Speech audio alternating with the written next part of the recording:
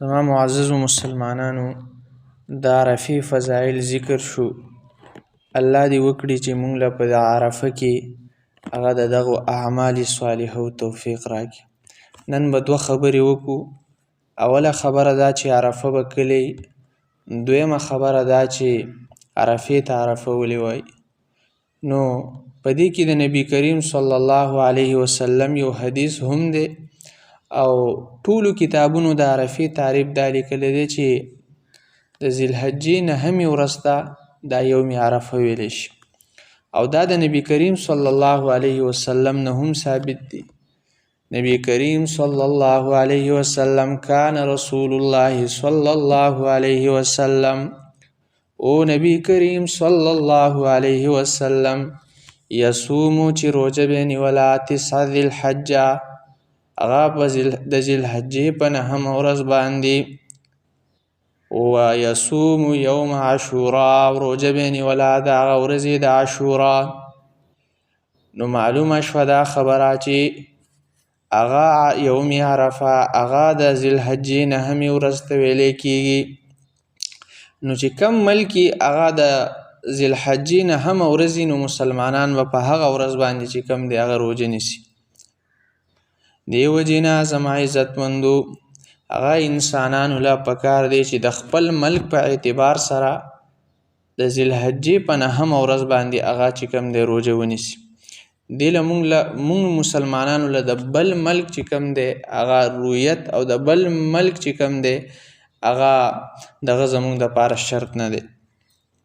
نو مسلمانان به د خپل ملک په اعتبار سره چې کوم د ذوالحجې نهمه ورځ راځي په هغې باندې به مسلمانان هغه روژه نیسي. او بله خبره دا چې یوم عرفه ته عرفه ولې وایي، نو فقهاو د دې 3 وجې ذکر کړلې. یوه وجه دا ده، علماء کرام فرمایي ابراهیم علیه السلام خوب ولیدو، په خوب کې ویني چې خپل بچی اسماعیل علیه السلام ذبح کوي.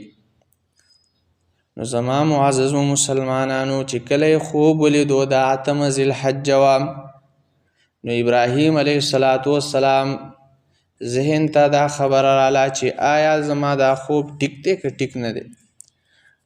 نو په 9 ذوالحجه باندې بیا خوب ولیدو، د خپل خوب تصدیق ورته وشو چې دا خو د الله د طرف نه ماته حکم راغلی چې ته خپل بچوړی حضرت اسماعیل علیه السلام ذبح کا. نو علما وایي یوم عرفې ته عرفه ځکه وایي چې په دغه ورځ باندې دا په دې خبره باندې پوه شو او دا خبره یې وپېژندله، معرفت ورته وشو چې ما ته د الله د طرف نه د بچي د ذبح کولو حکم دی. دویمه وجه علما کرام فرمایي چې په 9 د ذوالحجې باندې جبرائیل امین راغی او حضرت چې کوم دی حضرت ابراهیم علیه السلام ته د حج ټول احکام او مناسک یې وښودله. نو معرفت د مناسکو د حج وشو ابراهیم علیه السلام ته. د دې وجې نه چې کوم دی یوم عرفې ته د یوم عرفې ورځ ته د یوم عرفه چې کوم دی هغه ویلی کېږي. درېیمه وجه علما کرام فرمایي چې په دغه 9 ذوالحجې باندې حاجیان هغه عرفات میدان ته ځي او هلته وقوف کوي. نو د دې وجې نه چې کوم دی هغه دې ته یوم عرفه وایي. نو دې نه دا خبره معلومه شوه چې یوم عرفه دا خاص کول په عرفات پسې وقوف عرفات ته دا ویل دا خبره درست نه ده. نو ودې کړي الله چې موږ ټولو مسلمانانو له هغه د عمل کولو توفیق راکړي او د نیک اعمالو صالحو توفیق الله